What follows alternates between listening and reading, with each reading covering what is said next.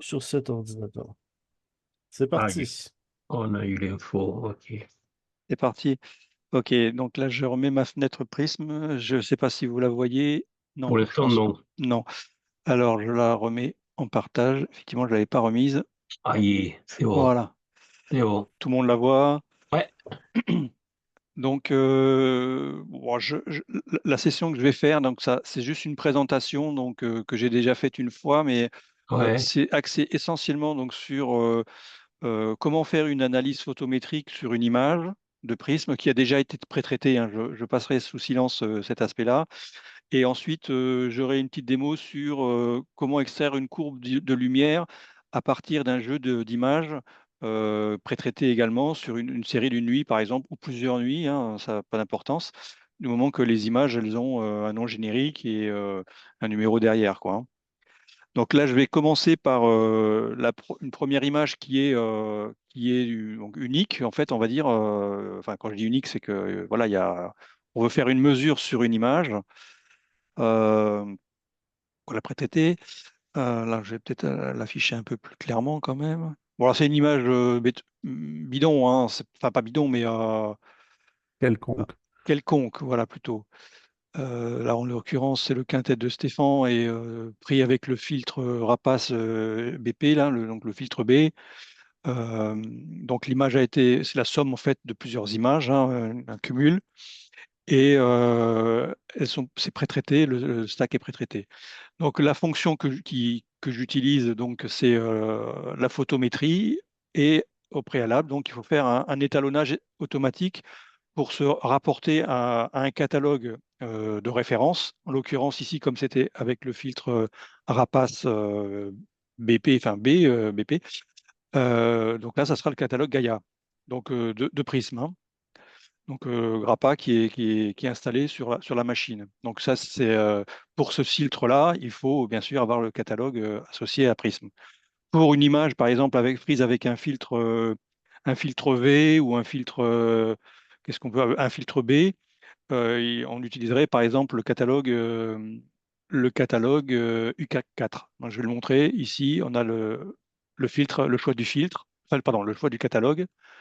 Donc là, en l'occurrence, Gaia, Grappa. Et si on veut faire de la photométrie avec des filtres B, V ou G', R' et I', il faut prendre le catalogue UK4. Et à ce moment-là, on a accès à d'autres filtres, donc pardon, B, V, G', R', I', J. Bon, ça, c'est des filtres infrarouges, enfin, des bandes infrarouges.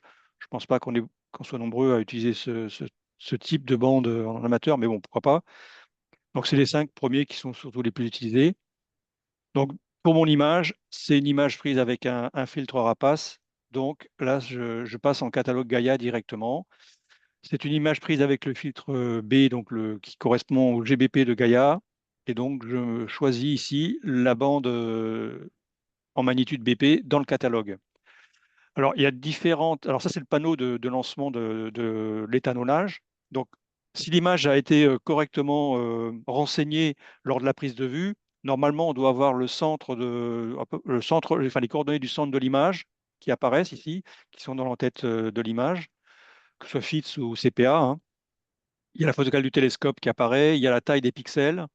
Ça, c'est renseigné automatiquement si c'est bien renseigné dans l'image. Il y a deux champs ici qui sont catalogue de référence, enfin le nombre d'étoiles de comparaison à prendre dans le catalogue Gaia ou dans l'image. Par défaut, on peut laisser ces valeurs. Il peut y arriver que si évidemment, il y a un souci de reconnaissance, des fois d'avoir à augmenter la première valeur. Bon, il ne faut pas les monter trop haut. Moi, j'ai rarement été au-delà de 100. Si les images sont bien, les étoiles sont bien rondes et qu'il y en a quoi, en fait, ça doit marcher. Euh, le champ là, c'est pour savoir avoir une sorte enfin, un niveau de message. Alors, la reconnaissance automatique, je n'y ai jamais touché à ces paramètres. Bon, c'est les valeurs par défaut de prisme. Il y a peut-être des cas où il faut les changer, comme les largeurs admi-hauteur de la fenêtre de centroïde. Parce que là, c'est basé sur la PSF, hein, donc, l'F2HM. Donc, il y a quand même une reconnaissance des étoiles faite par une petite fenêtre qui va être déplacée sur l'image, et donc sa taille. Ah oui, j'ai oublié un détail important. Si vous avez une caméra avec des petits pixels, comme moi en l'occurrence, moi c'est une caméra avec des pixels de 3 microns 8, bah, il faut faire un binning au préalable. On ne peut pas le faire lors de l'analyse, il faut le faire avant. C'est très important parce qu'on a beaucoup d'échecs. L'algorithme de Prism ne fonctionne pas lorsque les étoiles sont très suréchantillonnées. Donc ça, ça en lien un petit peu avec ce que je viens de dire là sur la taille des fenêtres, tout ça, enfin les largeurs qu'on peut obtenir dans l'image, quoi, hein. Le reste des paramètres, je ne l'ai jamais touché, donc je ne pourrais pas trop vous donner de conseils. Je peux Euh, t'interrompre? oui, vas-y. Oui, ça c'est une sous-fenêtre d'astrométrie. Quand on fait de l'astrométrie, Oui, c'est ces paramètres-là. oui, il y a ces Donc, paramètres-là qui apparaissent également, oui.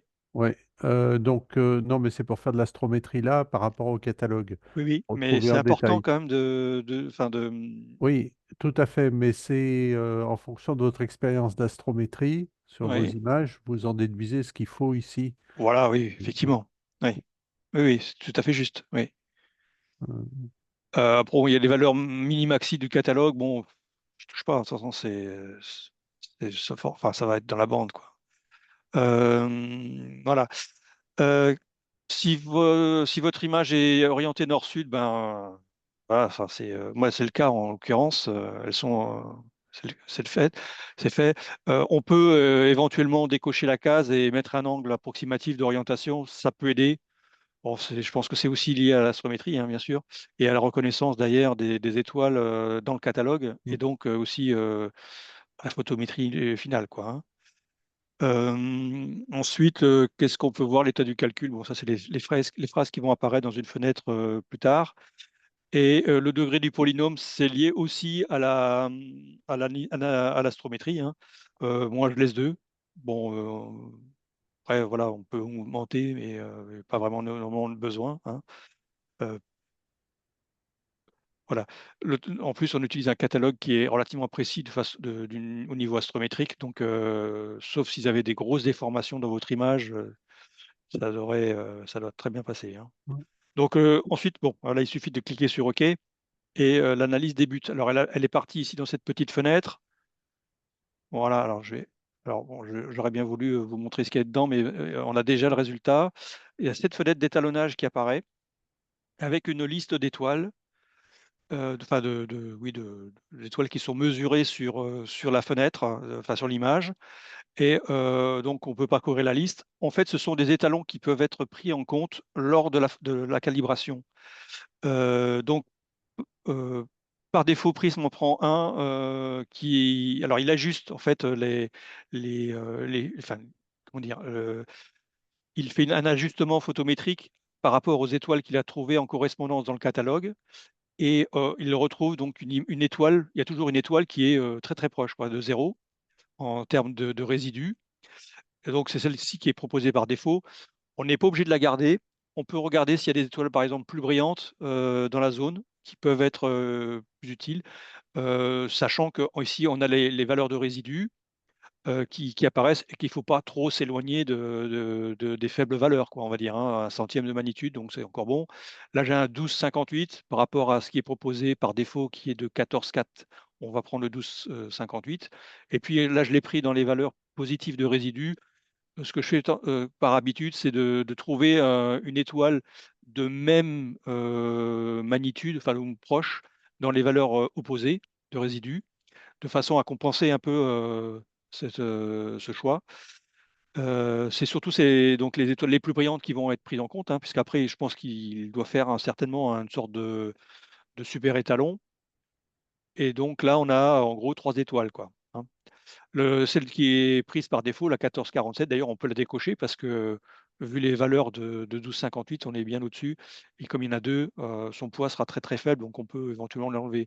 En rajouter d'autres, c'est possible, mais bon, il faudrait trouver des valeurs, enfin des magnitudes élevées. Donc là, je vais essayer avec ces 2 étoiles-là. Donc, par contre, vous pouvez constater qu'on n'a pas la visibilité sur l'image de ce qu'on choisit, hein. Là, c'est un peu au hasard. C'est seulement les résidus qui nous sont proposés comme critères de choix. Il n'y a pas de possibilité de se dire ben, je veux telle étoile à telle position pour la choisir. Ou alors, il faudrait parcourir les XY et savoir exactement où ça se trouve, hein. Ça serait très pénible. Donc, on n'est pas du tout dans l'approche initiale qu'on avait dans Prism auparavant, avec par exemple, les photométries d'ouverture, où on allait piquer sur l'image pour choisir vraiment son étalon, quoi, hein. Donc là, c'est complètement transparent. Donc, je clique sur OK. Et là, hop, bah, tous les étoilons qui ont été choisis dans le tableau là, apparaissent avec une valeur associée. Et ce sont les magnitudes calculées pour ces étalons. Enfin, sur ces étalons, sur ces étoiles possibles en étalons. Voilà. Donc là, maintenant, à partir de là, on peut faire un centroïde sur une étoile.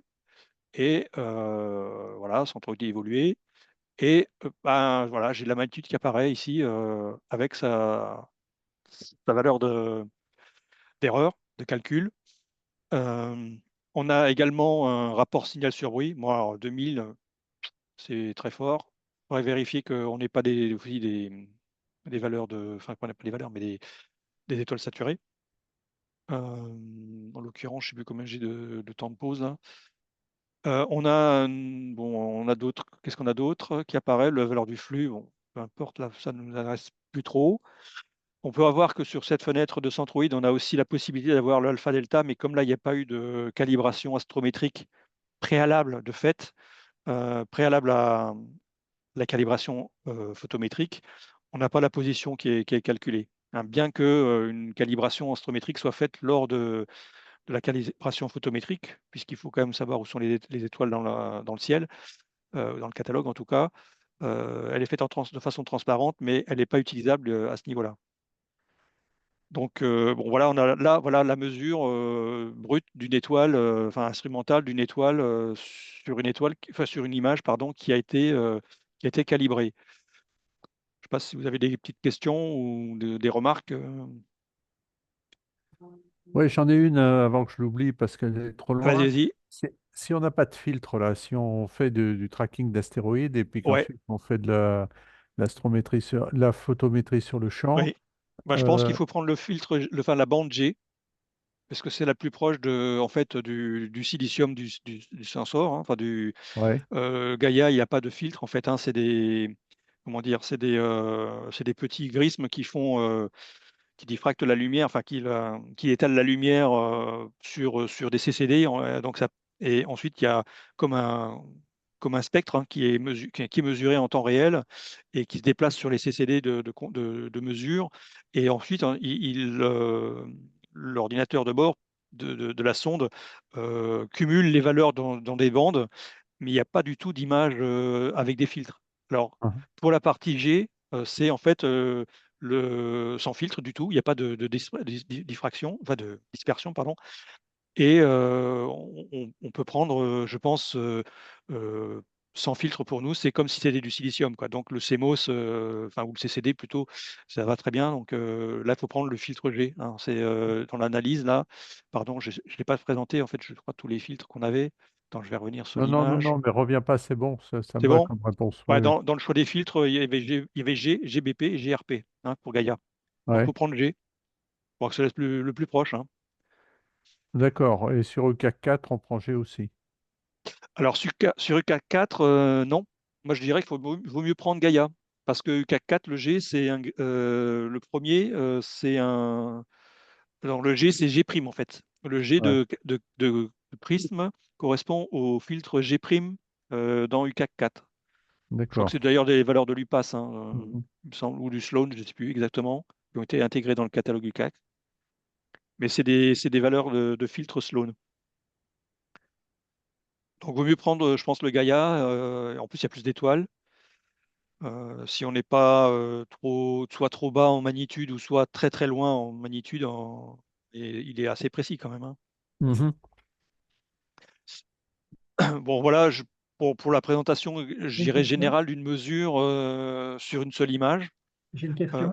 oui, Oui, on ne peut pas choisir ces étoiles, mais est-ce qu'on n'a pas intérêt à regarder les valeurs XY pour éviter les étoiles qui sont en bord de... euh, on peut effectivement faire enfin, se dire effectivement qu'il y a des étoiles peut-être à éviter si on voit qu'il y a, par exemple, ben, que le pré-traitement n'a pas forcément très bien marché, qu'on a encore des ombres enfin, je sais pas, toi, des artefacts d'images qui font que Et le problème, c'est qu'on ne sait pas vraiment où ça se situe, quoi. Toi, il y a pas de, quand tu cliques sur les étoiles, enfin sur la liste des étoiles, il ne te dit pas, ben, c'est cette étoile-là qui est dans l'image, quoi, toi. Il n'y a pas Oui, mais il faut peut-être de- éviter les petits X, les grands X, les petits Y, les grands Par Y. exemple, c'est une méthode, oui, oui, bien sûr, mais il y aura peut-être d'autres problèmes qui peuvent survenir si par malchance, tu choisis une étoile qui n'aurait pas fallu choisir.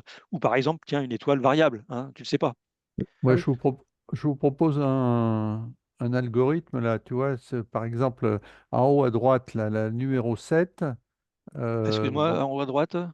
en haut à droite de l'image, là, la numéro 7, tu vois, en Mhm. dessous, juste en dessous de ta Oui, flèche. par Ah oui. exemple, oui. Ouais, bon, bah, tu peux te dire, celle-là, elle est isolée, il n'est pas parasitée par autre chose. Oui, mais alors, il faut faire 2 fois la mesure, effectivement, hein, on peut faire comme ça. Ouais. Parce que là, ce repère-là, tu ne l'as qu'à la fin. Oui, oui, oui, mais de toute façon, tu vas retraiter la même image. Donc, tu repars, Oui, oui, bien sûr. Tu et refais tu la prends. mesure et là, tu sais que la 7, par exemple, elle est acceptable ou pas, quoi. Ou elle est Voilà. pas très brillante, donc elle a peu de chances d'être saturée. Par contre, tu sais pas si c'est une étoile variable, etc., etc., hein. Donc, tu ne connais pas son nom. Oui, Enfin, oui, oui, bien sûr. il y a un certain nombre de limites qui font que ben, cette méthode, elle marche bien. Après, il y a eu aussi une chose, c'est que l'outil, il fait quand même, il calcule des résidus. Donc, par exemple, une variable, si elle était vraiment variable, il y a de fortes chances qu'elle ait des résidus importants dans la calibration. Parce que si elle a varié depuis la prise de mesure par Gaia, ben, les résidus seront élevés. Donc, on ne va pas la choisir, celle-là. Il y a quand même des garde-fous un petit peu par la méthode, hein. Mais on ne peut pas choisir nommément une étoile pour se dire, ben, tiens, je veux celle-ci parce que je sais qu'elle est stable, qu'elle a un spectre proche de ce que je veux mesurer, etc., etc., quoi. Il y a ce qu'on peut faire habituellement en photométrie, quoi, hein. Mhm. Ça, on Et l'a pas. pourquoi pas faire une réduction astrométrique avant? Ah, tu pourras la faire, mais ça t'apportera rien, si tu veux, sur le déroulé de la méthode, pas Ouais, ok. de l'algorithme, tu vois. Hmm. Tu auras le résultat à la fin, tu te diras, ah oui, cette étoile, elle est à telle valeur de alpha delta, donc c'est peut-être celle-ci que j'aurais dû prendre, ou j'ai une carte de champ et puis je sais la repérer, oui, effectivement, hein. Hmm. C'est possible aussi, hein. Après, on peut travailler avec des cartes de champ à l'ancienne, enfin, je veux dire, bon, tu vas sur le VSP d'un VSO et puis tu récupères tes cartes de champ et puis tu repères a priori tes étoiles, mais voilà, dans le tableau, il faudra avoir la chance qu'elles soient dedans, quoi, Hmm. aussi. Oui, donc comme dit Jean-Paul, il faut presque faire en deux fois, quoi. Il faut Une faire en deux première fois, fois le et oui, oui, il faire et en deuxième faudrait fois faire en deux retenir que ce fois, qui reste. effectivement, Hmm. mais avoir la chance qu'elle soit choisie par Gaïa, enfin, pardon, par Prism pour être choisie comme étalon, tu vois. Ouais, d'accord. Ouais. C'est pas toujours le cas, hein. Oui, oui, d'accord. Ouais. Voilà, c'est une méthode automatique qui marche pas mal, hein. Après, voilà, elle a des limites, comme toute méthode. Voilà ce que je voulais dire sur la mesure, sur une image simple. Alors, les cordes, enfin, tout ce qui apparaît en rouge, là, c'est effaçable, hein. Vous allez dans la visualisation, vous faites rafraîchir, et hop, ça disparaît. Ça, c'est pas enregistré dans l'image, hein. Si vous sauvegardez votre image maintenant, ça ne sera pas sauvegardé dedans. C'est pas en surimpression. Alors, quand on sauvegarde en FITS, ce qu'on a fait là, c'est perdu. C'est-à-dire qu'on n'a pas de possibilité il n'y a pas de mémorisation en fait de cette calibration. Mhm. C'est fait uniquement si on sauvegarde en CPA par le format propriétaire de Prism, quoi, hein. Mhm. Là, il y a sauvegarde des valeurs de calibration, comme d'ailleurs celle de l'astrométrie, hein. Donc, c'est un peu l'avantage de ces images-là, c'est qu'on peut, enfin, ce format-là, c'est qu'on peut, une session à une autre, par exemple, retrouver le travail déjà fait sur une calibration, enfin, sur les calibrations, quoi. Mais après, c'est vrai que si on veut échanger avec d'autres personnes qui n'ont pas Prism, il faut passer par le FITS, quoi. Et on perdra cette calibration. Je ne sais pas si un jour ça pourra apparaître dans l'entête FITS, mais ça, je ne sais pas, Jean-Paul, toi, tu as une idée si ce serait utilisable, quoi. Enfin, s'il y aurait moyen de stocker ça, enfin, ces paramètres de calibration dans l'entête, ça te parle? Euh, oui, mais Je ne connais pas trop le format FITS, hein, ça mais non, mais c'est sûrement possible, mais ça serait des choses propriétaires. c'est ça, c'est ce que je crains, ouais, Ensuite, parce que le FITS ouais. c'est très large, enfin très ouvert, trop ouvert, on va dire même, parce que les mots-clés de l'entête, je ne sais pas si vous connaissez un petit peu. Bon, je ne vais pas passer là-dessus, mais voilà, l'entête FITS, c'est une liste de mots avec des valeurs associées Et ces mots-là, en fait, il y a un certain nombre qui sont standardisés par le standard FITS, mais il y en a plein qui ne le sont pas, quoi. Et d'un logiciel à l'autre, vous pouvez avoir des incohérences ou des non-reconnaissances de mots-clés, ce qui fait que ça devient vite casse-pied, quoi. Voilà. Voilà, je vais passer à la deuxième démonstration, qui est donc comment établir une courbe de lumière à partir d'un jeu de plein d'étoiles, enfin pardon, de plein d'images, de N images qui ont déjà été pré-traitées, hein, pareil, pré-traitées, éventuellement binées si on a des tout petits pixels, pour faire donc des courbes de mesure, et éventuellement aussi pour rechercher des variables dans un champ. Ça peut être, vous allez voir, on va pouvoir le faire. Ça permet de trouver voilà, des nouvelles variables, même si maintenant, trouver des nouvelles variables, il suffit d'aller chez Gaia ou chez SZTF et vous avez des catalogues de nouvelles variables avec des centaines de milliers de variables dedans et elles ont pratiquement toutes été, enfin, celles qui ont des périodes descriptibles, distinguables. Mais bon, voilà, on peut quand même analyser ces images et retrouver des objets variables. Je dis bien objet parce que ça pourrait très bien être un astéroïde ou autre chose qu'une étoile, hein, sur une séquence d'images, quoi, hein. Là, je ne vais pas sauvegarder. Donc, je vais vous montrer d'abord comment on fait l'analyse, comment on va la lancer. Par contre, je ne vais pas la lancer parce que ça prend un certain temps quand même. Et j'ai préparé j'ai enregistré déjà des sessions d'analyse. Celles-ci, on peut les enregistrer sous la forme d'un fichier, enfin d'une sauvegarde de l'analyse, et on peut la récupérer ultérieurement pour la reprendre. Donc, je vais d'abord vous montrer comment on lance cette analyse. Donc, il faut toujours aller dans le menu analyse, photométrie. Et cette fois-ci, on va faire photométrie sur une série d'images. Donc là, il y a comment dire, un panneau qui apparaît. Donc la première chose qu'on va choisir, déjà, c'est est-ce que c'est un objet mobile qu'on veut analyser, enfin qu'on a pour objectif d'analyser sur l'image, ou un objet fixe comme une étoile, ou autre chose. Quand je dis objet mobile, ça pourrait par exemple être un astéroïde connu, et auquel cas on peut effectivement ici faire une photométrie d'astéroïde. Il faudra lui donner son numéro ou son nom, et Prism va calculer le déplacement de l'astéroïde sur la séquence d'images et pouvoir retrouver l'astéroïde dans toutes les images. Ensuite, il va pouvoir donc retrouver cet astéroïde et donc refaire la photométrie sur chaque imagette associée à l'astéroïde sur chacune des images. Bien sûr, les étoiles il n'y aura pas de mouvement associé, donc lui, il fera de la photométrie sur les objets fixes aussi, hein. Mais vous allez voir, on va avoir la photométrie de enfin, de la plupart des images, des étoiles du champ qu'on a photographié. Donc là, on retrouve des paramètres comment dire, des paramètres de calibration, enfin de calibration ou de réglage, hein. Donc on retrouve la possibilité d'utiliser, alors soit de faire une photométrie d'ouverture cette fois-ci, alors que tout à l'heure c'était une modélisation, hein, ou alors faire une modélisation. Là, en l'occurrence, je suis sur modélisation. Si ce n'était pas modélisation, là, les valeurs qui sont ici auraient une importance assez grande, puisque c'est ce qui définit en fait la taille de la fenêtre d'analyse, donc soit de l'étoile, soit du cercle de fond de ciel qui est autour, hein, les trois paramètres là. Donc là, je vais rester en modélisation, pas trop important. Ici, il y a un nombre d'étoiles dites de référence. C'est un nombre par défaut qu'on met. Bon, on peut laisser 5, on pourra le modifier plus tard, c'est pas très grave. C'est le nombre d'étoiles qui vont servir à faire la calibration. Le choix sera fait de base par Prism sur ces étoiles de calibration, mais on pourra rechoisir à nouveau nos étoiles de calibration, cette fois-ci en les cliquant sur la vue. Là, c'est un peu plus proche de ce qu'on connaît en méthode classique. Par contre, on n'aura pas associé les valeurs, quoi, les valeurs de catalogue, quoi, hein, les valeurs associées aux étoiles dans le catalogue. Il y a un seuil de saturation qui est indiqué là. Bon, j'ai un petit souci avec cette valeur-là parce que donc c'est en ADU. Le problème, c'est que quand on bine les images, ben, on dépasse des fois facilement 100 000, quoi. Ça peut poser problème. Ça, je l'ai signalé à Cyril. Je crois qu'il va le corriger dans une version qui arrive là. Donc là, en binning 1, ça va, mais dès qu'on dépasse binning 2, ben, on va saturer très facilement, quoi. Donc je laisse la valeur maximale étant 100 000. Hein, on ne peut pas aller au-delà, l'outil l'interdit.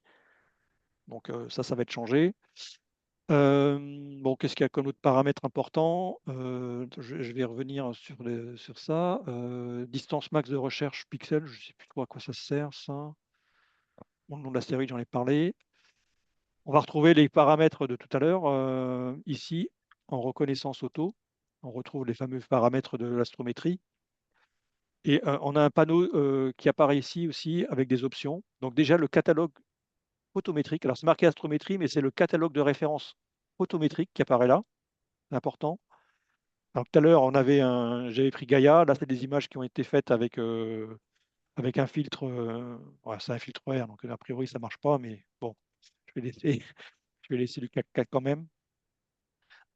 Et on mettra une bande R.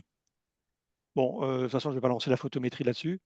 Mais bon, voilà, pour dire voilà comment ça marche. Si j'avais pris des images faites avec le catalogue, avec les filtres rapaces, bah, j'aurais remis à nouveau le catalogue Gaia et puis mes filtres G, GBP ou GRP, comme tout à l'heure. Pareil.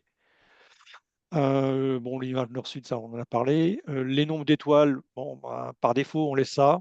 Si ça ne marche pas, des fois, il nous dit qu'il faut augmenter certaines valeurs. Le degré du polynôme, comme tout à l'heure, bon, on peut laisser 2.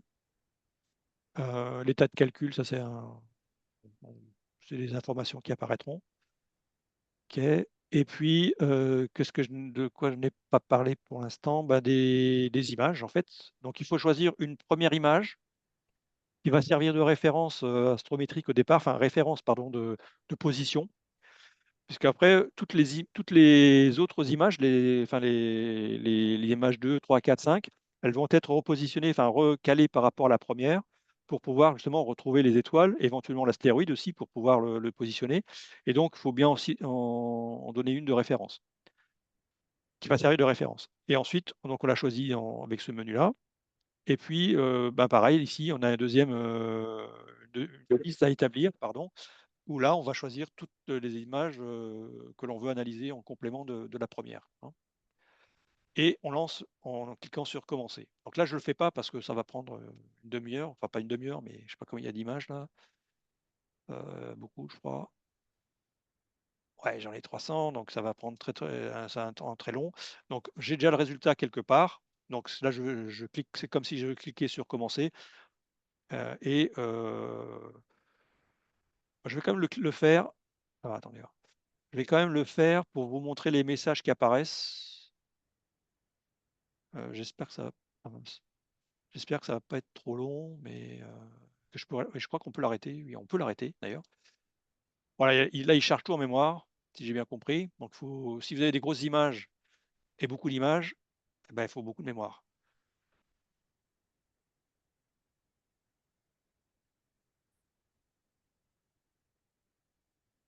Alors ici, on a l'âge affiché, je ne sais pas si vous voyez ici.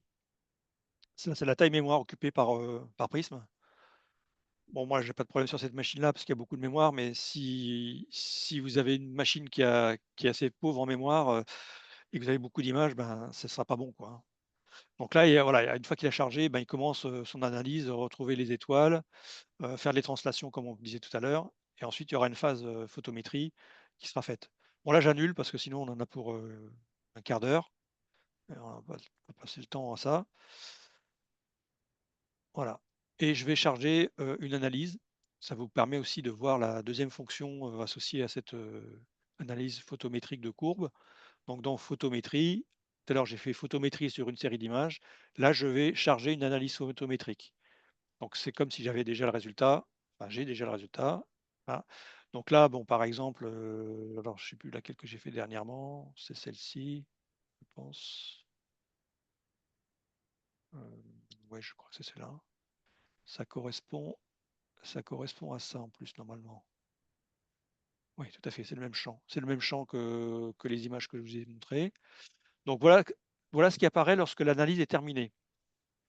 Alors là, on voit des carrés, je ne sais pas si vous voyez, des carrés et des petits points. On peut déjà ajuster l'affichage en cliquant ici sur affichage et on a le traditionnel outil de gestion des seuils qui apparaît. Voilà. Donc ça permet de voir un petit peu mieux les étoiles. Je vais l'enlever. OK. Donc en rouge, vous avez les fameux étalons. Alors là, bon, l'analyse, elle a été faite avec plus que 5. Tout à l'heure, il était marqué 5, mais visiblement, il y en a beaucoup plus. On peut les changer, hein, je vous avais parlé de ça. On va pouvoir tout refaire. Néanmoins, la dernière analyse que j'ai faite, elle a été faite avec tous ces étalons-là.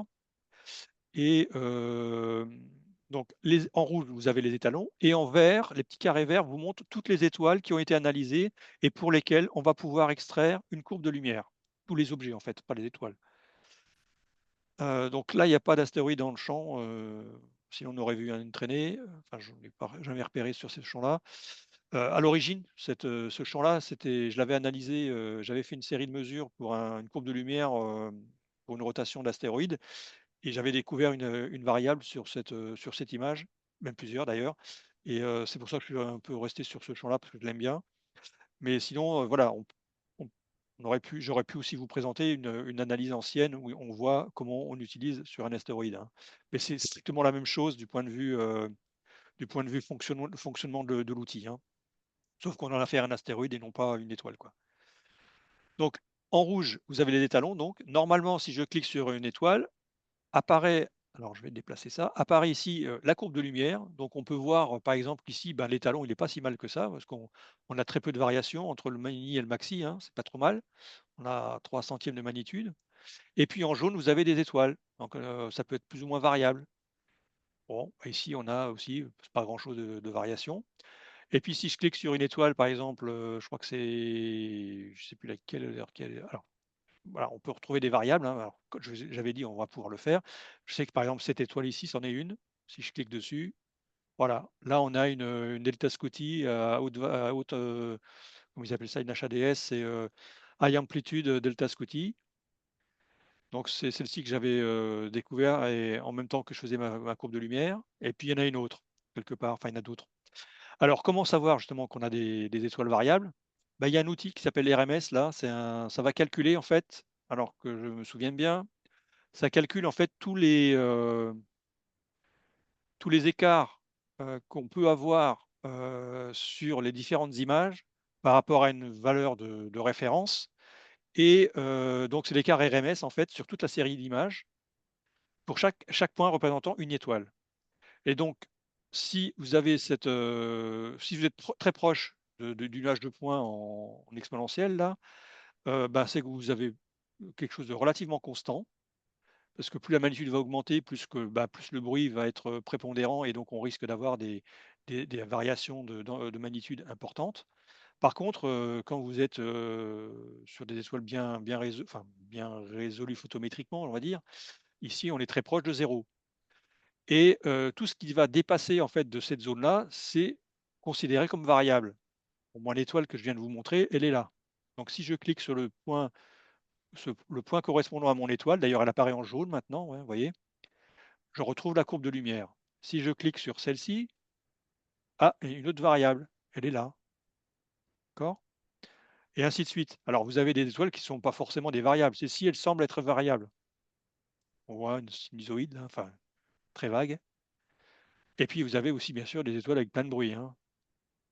Alors, ça peut être dû, par exemple, à un pixel chaud, enfin, des choses qui. Enfin, peut-être pas forcément sur ce cas-là, mais vous avez après toutes les possibilités d'erreurs possibles, hein, des pixels chauds, des étoiles proches l'une de l'autre, la scintillation, le bord d'image, etc., quoi, hein. Ici, par exemple, une autre variable, mais celle-ci, vous voyez, elle est, comment dire, elle a l'air très brillante, hein. Elle est en dessous de magnitude 9. Il est possible que les paramètres de photométrie qu'on a choisis au départ ne soient pas bien adaptés à ce type d'étoile, enfin ce type d'une étoile brillante, hein. Donc là, méfiance quand même. Alors celle-ci qui semble être un peu en dehors, eh oui, elle est belle celle-là. C'en est une autre. A priori, ce serait alors à moins qu'on zoome alors je crois qu'on peut zoomer, oui, on peut zoomer, ici, hop là, dans le sens. On va quand même vérifier qu'on n'est pas sur, une pollution quelconque. A priori non. Bon, faudrait refaire, ouais, faudrait regarder quand même, mais ça a l'air d'être relativement bien, comment dire? Propre à une étoile variable.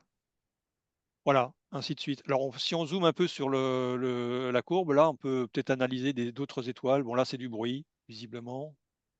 On est proche d'une autre étoile, là, il y a possibilité d'avoir un peu de bruit, quoique c'est faible, hein, quand même, 5 centièmes. Voilà. Néanmoins, là, on est très proche de zéro, hein. On le voit de base.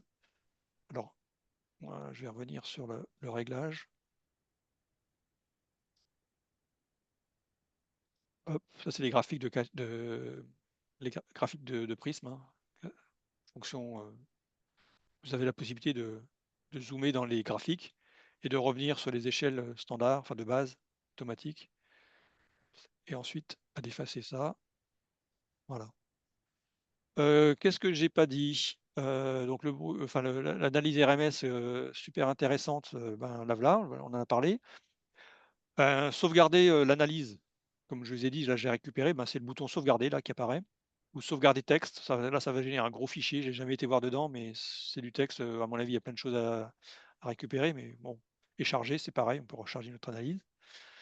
Aller aux coordonnées. Ben, si vous connaissez les coordonnées d'une étoile, vous pouvez lui dire, ben, tiens, regarde-moi telle étoile, telle coordonnée. Et une chose aussi intéressante, c'est ben, extraire une courbe de lumière. Alors, on va revenir sur mon étoile, là, tiens, par exemple, celle-ci. Je veux la courbe de lumière de cette étoile-là. Je fais un clic bouton droit. Alors, il ne veut pas. Bon, ça se fait. Ah non, pardon, voilà, c'est bon.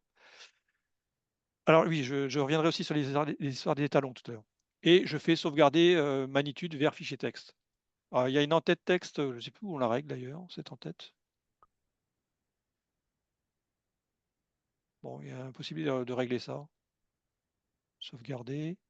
Et là, on donne un fichier texte et ça sauvegarde les valeurs dans un fichier texte. Alors, les valeurs, c'est quoi? C'est l'instant de la mesure, la valeur en magnitude et ben, la valeur d'erreur, qui est constante sur toutes les images, bizarrement. J'ai jamais compris.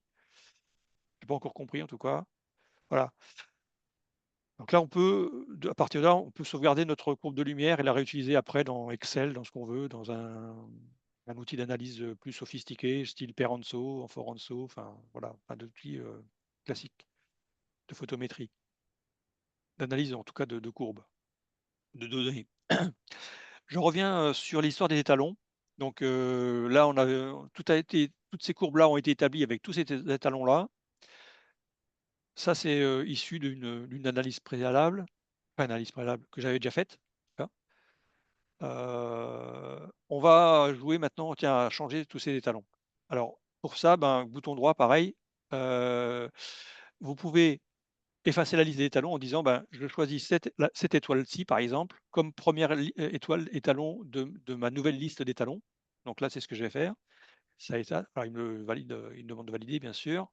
Et ça efface tous les autres étalons. Et maintenant, voilà, j'ai plus que cette étoile-là qui sert d'étalon pour, euh, pour, euh, pour toutes les courbes qui vont être faites maintenant. Alors ensuite, ben, on peut en choisir d'autres si on veut, si on les connaît, par exemple si on en a déjà en tête ou en repérer sur une carte de champ particulière.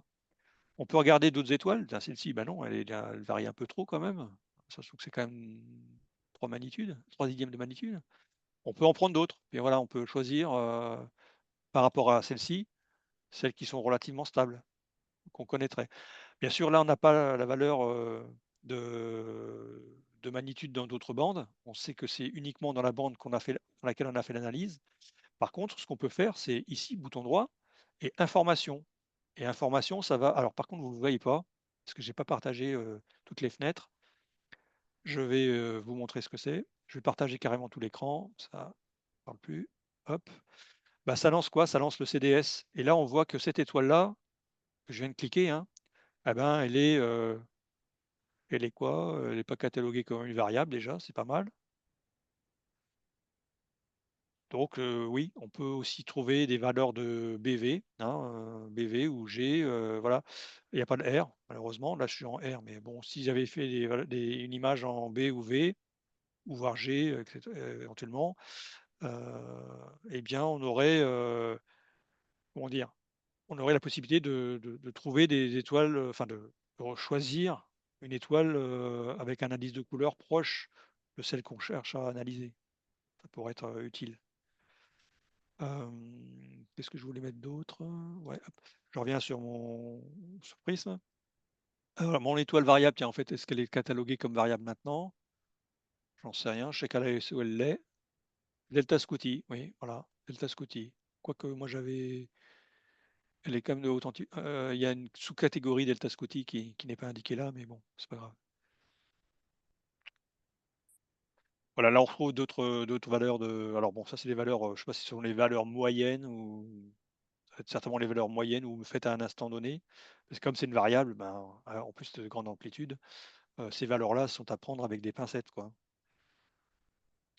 Voilà, ça peut être très intéressant pour repérer, enfin connaître en tout cas les étoiles qui sont dans le champ et avoir des informations sérieuses dessus, quoi. Parce que là, on tape directement sur les informations du CDS ou de Simbad d'ailleurs. On peut choisir, hein. On a les deux là, CDS ou Simbad.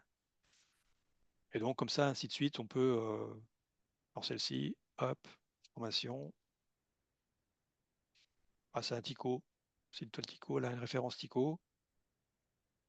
Bon, on a même sa distance. Voilà, donc c'est très intéressant comme outil, ça. Donc ça, c'était les prémices de l'observatoire virtuel, Jean-Paul. Oui. C'est bien, hein. Voilà. Donc, qu'est-ce qu'il y a d'autre à dire? Donc, j'ai parlé des sauvegardes, j'ai parlé des menus. Alors, oui, j'ai pas dit là, donc j'ai une seule étoile étalon.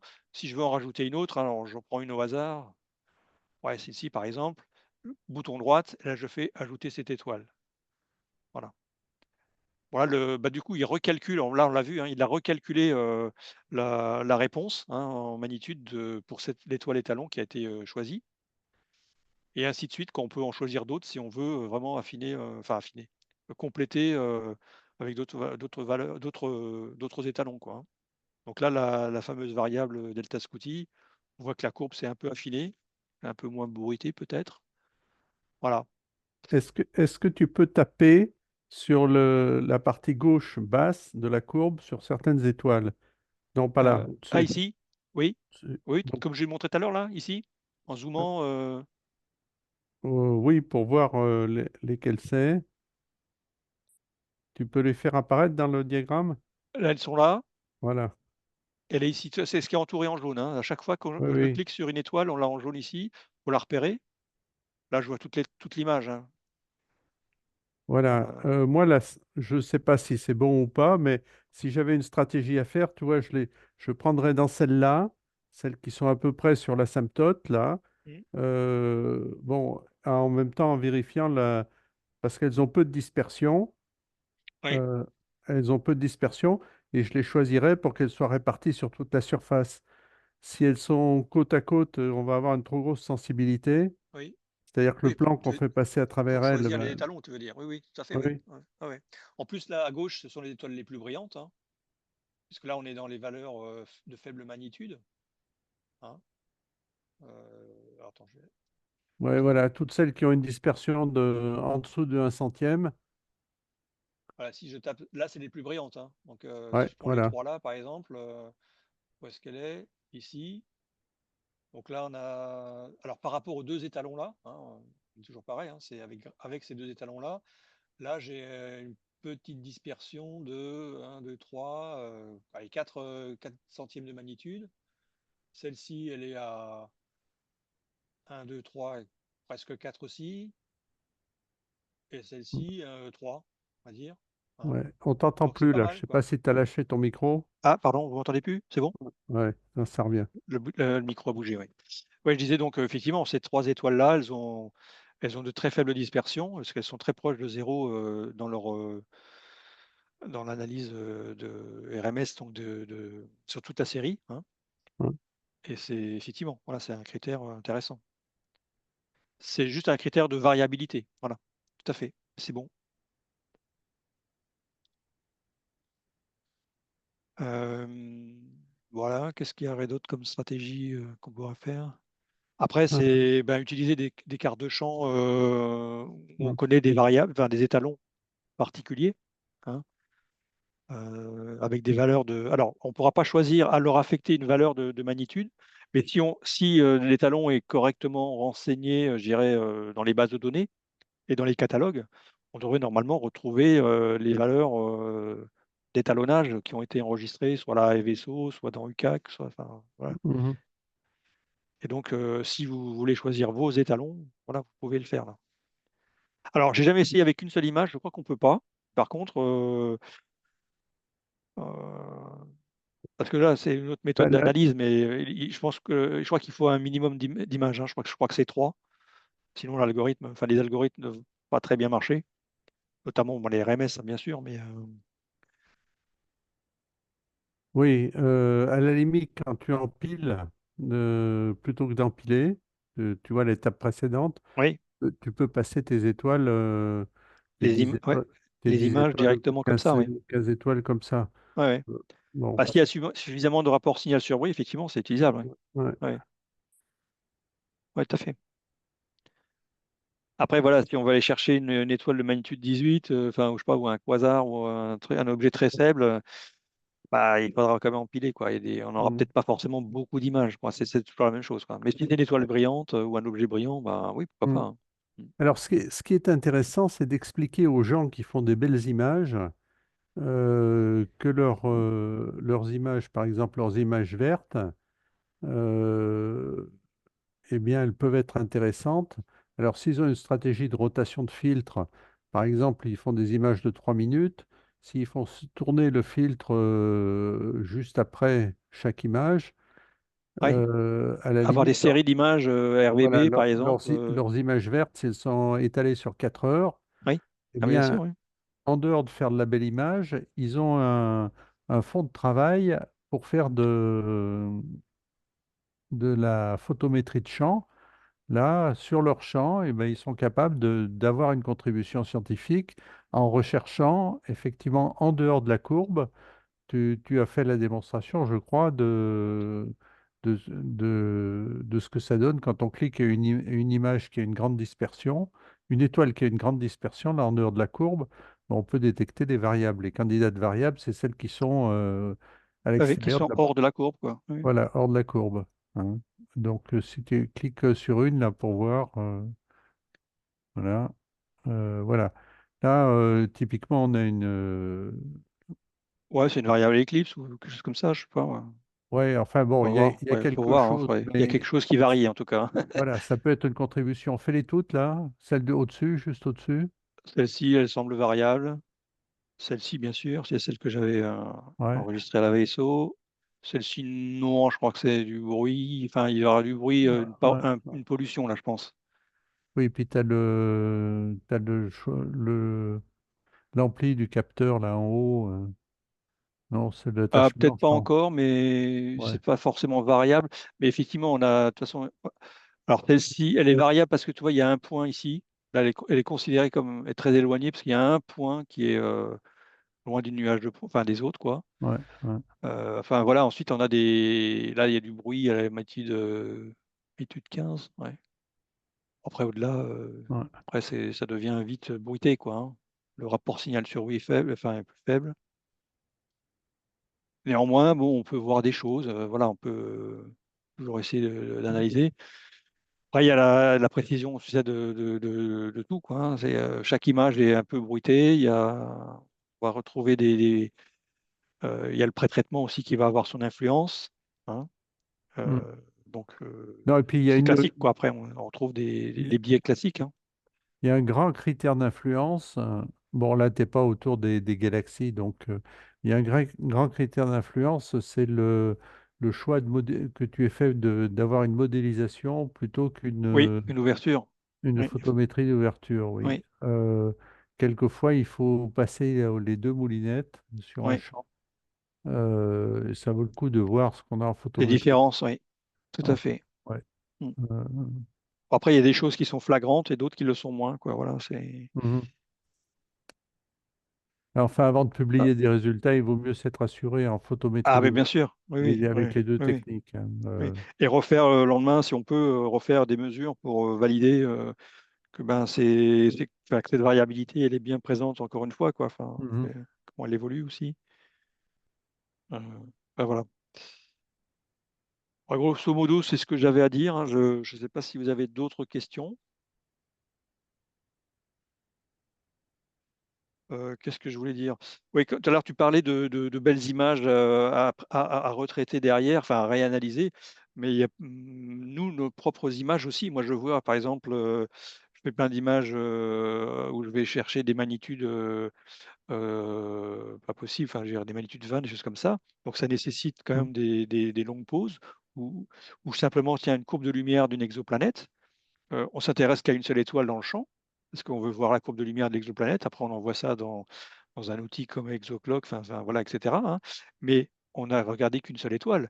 Et sur notre série d'images de la nuit, faire cette analyse-là, ben, on aurait plein de surprises. On trouverait des choses, hein. On trouverait, Mhm. alors là, je parle pour la photométrie, on trouverait bien sûr des variables plus ou moins connues. Et on retrouverait peut-être aussi avec un outil comme Tycho, hein. Enfin, c'est on trouverait peut-être des astéroïdes qui traînent, connus ou pas, j'en sais rien. Mais voilà, on a en fait, quand on fait de l'observation sur des longues périodes comme ça, on a une mine d'or, hein, en fait. Qu'on n'utilise que quelques pourcents de l'information qui est dedans, quoi. Ouais. C'est Ben, clair, hein. pensez à ce que tous les gars qui ont un truc au Chili, qui font des belles images au Chili, Ah oui, mais c'est belle quand, là, oui, en plus, oui. quand ils ont Ouais, 180 heures de pause, t'imagines, hein, ouais. imaginez la richesse scientifique qu'il y a Ouais, ouais. là-dessous. Donc, si vous voulez inventer une méthode pour récupérer leurs cendres, la science qu'il y a dans tout ce qu'ils jettent, Ouais, euh, ouais, ouais, ouais, ouais, c'est clair. ouais. Euh, ouais. Après, voilà, bon, là, bon, mais c'est sûr il y a plein il y a plein d'infos qu'on passe, enfin, qui nous passent devant les yeux, mais qu'on ne voit pas, enfin, qui sont, il y a plein de choses qui sont dans nos images et qui sont sous-exploitées, c'est clair, enfin, c'est Mm. clairement ça, hein. Voilà, je ne sais pas si vous avez d'autres questions. Oui, le problème, c'est que tout le monde n'a pas Prism. Il y a des logiciels Oui. équivalents. Oui, bien sûr, il y a d'autres outils hein, que je n'utilise pas. Il y a MuniWin qui fait à peu près l'équivalent, je crois, à peu près de courbe de lumière. On doit retrouver des fonctions similaires. Cyril, peut-être, qui fait de la photométrie. Tu connais, toi, Cyril, Jean-Paul? Je ne les connais pas, ces outils, hein. Par contre, j'ai eu la Le, flemme le- de les lequel, étudier. lequel Cyril? Cyril avec un S.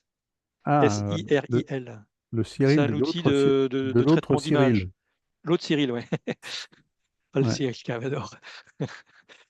Non. Euh, Après, il y en a d'autres, hein. Il y a Astroimagy, enfin voilà, il y en a plein, hein, en fait, hein. Il y a des outils très anciens, enfin, plus ou moins professionnels aussi, hein, qui font ce genre d'analyse. Je ne sais pas, vous, quelles habitudes, enfin, quels sont vos outils préférés? Là, j'ai utilisé Prism, moi j'utilise Prism maintenant depuis très longtemps et bon, je le manipule assez bien. Enfin, après, dans mon domaine d'utilisation, hein, je ne vais pas mm. tout, hein, ça, ce sont les fonctions que j'utilise le plus souvent, quoi, je vais dire.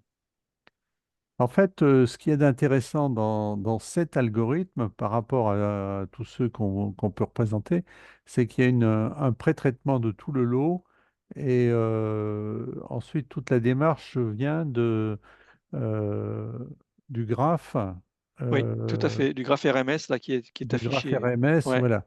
ouais, C'est une stratégie d'analyse bon, qui est extrêmement qui est puissante, hein. pertinente Ouais. parce que, bon, ben, voilà, on peut utiliser de la puissance de calcul, peut-être même des GPU à côté pour faire la première passe. Et puis Hum, ensuite, on a la partie analyse fine qui repart de données finalement statiques empilées dans des grands tableaux, quoi. tout à fait. Ouais. Bon, ça prend un peu de temps quand même, là, parce que là, c'est pas très, enfin, Prism n'est pas très parallélisé, quoi. Il n'utilise pas trop la puissance réelle de l'ordinateur. Mais bon, tout à l'heure, je disais, voilà, il y avait 200 images, ça prendrait un certain temps, hein, quand même. Ça prend un bon quart d'heure, 20 minutes. Bon, j'ai une machine pas trop lente. Donc voilà, après, voilà, si on a beaucoup d'images, voilà, ça prend du temps quand même, hein, mais c'est super puissant, quoi. Voilà. C'est Mm. très, très, très puissant. Bon, après, il y a d'autres outils en Python, certainement qui doivent exister dans des logiciels, enfin, dans des bases de logiciels, hein, plus ou moins professionnelles. pour faire des analyses de ce type-là, notamment la photométrie simple image, hein, ça c'est de base hein, dans tous les outils de photométrie. Mais qu'est-ce qu'il y a d'autre comme outil qui est très connu? Je ne sais pas trop moi. Ouais, enfin, Euh, les professionnels ne sont pas très intéressés par des quêtes de ce type-là. Sauf non, peut-être. ils ont leurs outils tout faits Ouais. Non, en mais ils sont plus Python. centrés sur une étoile. C'est peut-être Oui, les grands oui. programmes comme Ah oui, oui, tout à fait. Bah, les les, grands gra- programmes, ils ont des outils de ce type-là. Parce que tu ouais, vois, par exemple, les tout à grands l'heure, je parlais programmes du comme ZTF, Gaia. voilà, ou Gaia, ZTF, Atlas, Ouais. qu'est-ce qu'il y a comme grand survey? Tous les grands surveys qui regardent le ciel tout le temps en permanence, là, Mhm. le plus souvent possible, ils génèrent des centaines d'images par nuit. Et toutes ces images-là sont analysées ensuite avec le temps. Enfin, ils empilent ça dans des bases de données. Et cette analyse-là, elle est faite d'ailleurs régulièrement sur une vue du ciel pour justement détecter des variables. Ça a été fait, c'est clairement fait, hein. Vous prenez Atlas ou ZTF, vous avez des catalogues de variables maintenant qui sont disponibles hein, sur le net et qui sont extraites justement d'analyses de ce type-là, quoi, de variabilité. Alors les algorithmes, je ne sais pas qu'est-ce qu'il y a derrière, hein, c'est certainement très certainement différent. Il y a des bases après, il y a peut-être des choses similaires, mais c'est pas le même code, bien sûr, voilà ce que je veux dire. Mais c'est le même type d'analyse quoi, qui va être fait, quoi. Ouais. Euh,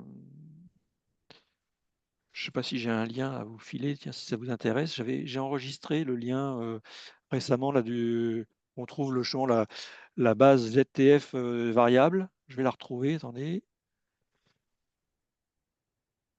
Alors, hop, j'ai mis ça dans variable. Voilà, Zwiki. Il y a un article qui a été publié qui est ici. Je ne sais pas si on peut mettre ça dans le chat directement. 4 mégas. Peut-être pas, mais tu peux mettre le titre au moins. Ouais, il y a le Le- numéro APJ là. Tu vois. Je ne sais pas si vous le voyez. Je vais vous le. Alors, je ne sais plus ce que c'était. Je crois ouais, que c'est tout ça en fait. mais Cherchez ça, ça sur oui. Google, vous allez trouver, je pense.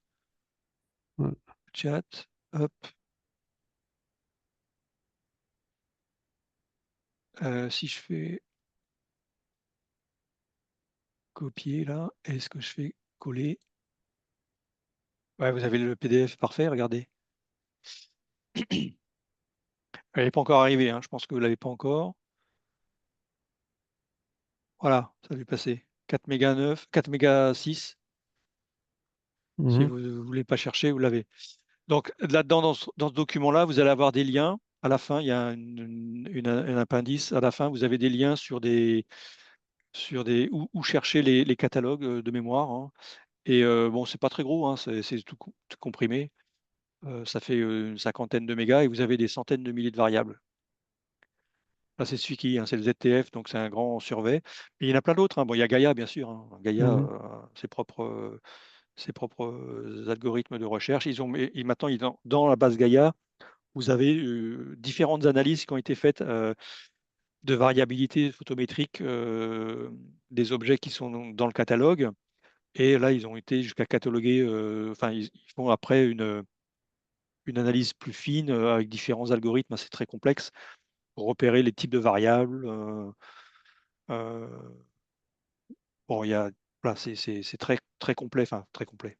Tout en étant, c'est Gaïa aussi, hein, les objets ne sont pas visualisés toutes les 30 secondes hein, ou Mhm. tous les heures, ni tous les jours. C'est par période. Et donc, malgré cela, malgré le fait qu'ils aient que quelques centaines, je pense, à 2 points, ils ont tenté, ils ont réussi à dégoter comme ça des centaines de milliers de variables et cataloguer des RRLIRE, des CVI, ce que vous voulez, quoi. Enfin, tout ce qu'on peut euh, imaginer.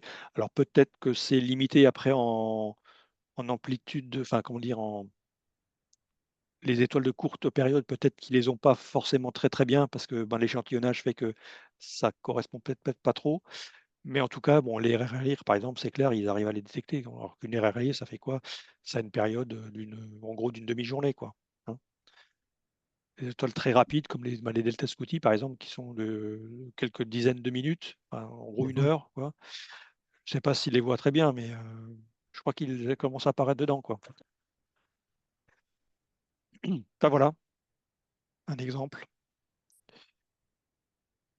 Voilà, je sais pas si vous avez d'autres remarques, d'autres questions. Oui, je me demandais ce qu'on pouvait retrouver dans Top 4. Là, j'ai regardé. C'est quoi la partie que tu voulais garder? C'était APJS, c'est ça, 249? Ouais, APJS Ton, 249-18.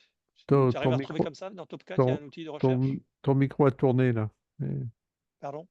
Ton micro a tourné. Ah, pardon. Là, vous m'entendez? Ouais. Ouais, APJS 249-18. C'est ton top 4, Alors, tu peux retrouver un article comme ça? Enfin, tu peux retrouver des données issues d'un article? je sais pas. Parce que l'article Je lui-même, vais voir, non, mais je vais je chercher vais variable l'ouvrir. star. Table Access Protocol. Euh, Keyword Variables. Quelles sont les références? Zut. Ah, c'est peut-être pas dans cet article-là d'ailleurs que je les avais trouvées. Si, il me semble que si elles y sont au début, ça va.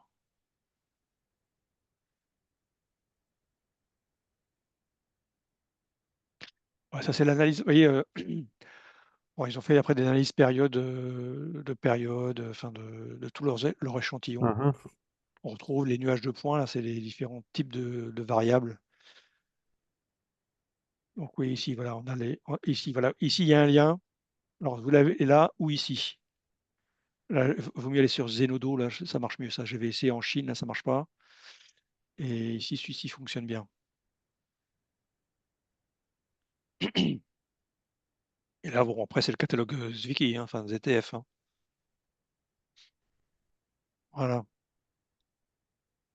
Là, c'est un échantillon, des informations qui sont dans le catalogue. Alors, ce que j'ai pas trouvé, par contre, c'est le type. Non, pardon, pas le type IS, c'est le truc qui m'a étonné d'ailleurs, c'est qu'on ne voyait pas là. Non, j'ai rien dit. Non, non, c'était le T0, oui. Le T0, oui, bien sûr, il y est. Oui. Ce sont les étoiles périodiques là, hein, qu'on a là. Donc, il y a une période et un instant zéro, enfin, l'époque, en fait, photométrique. Et je n'avais pas vu qu'il était au début. C'est pour ça que j'avais encore en mémoire qu'il n'était pas, mais si, s'il y est. Et puis, il y a différents paramètres. Là, je n'ai pas lu l'article, donc je ne vais pas vous dire ce que c'est en détail. Il y a les amplitudes, les valeurs R et G et la position.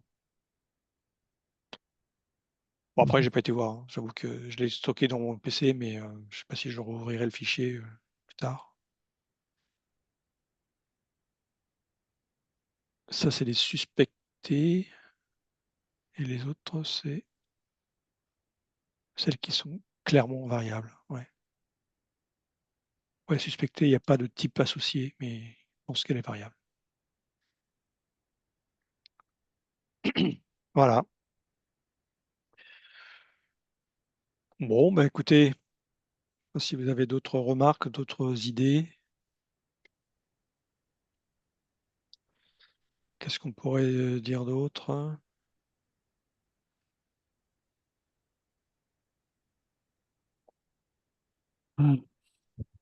C'est bon pour vous? Bah, Ouais. écoute, ouais. Ouais, très bien, merci. Ok, ok. Bon, bah, Yannick, tu es revenu? Oui, je suis là. Ok. Bon, je pense que tu peux arrêter l'enregistrement. Très bien.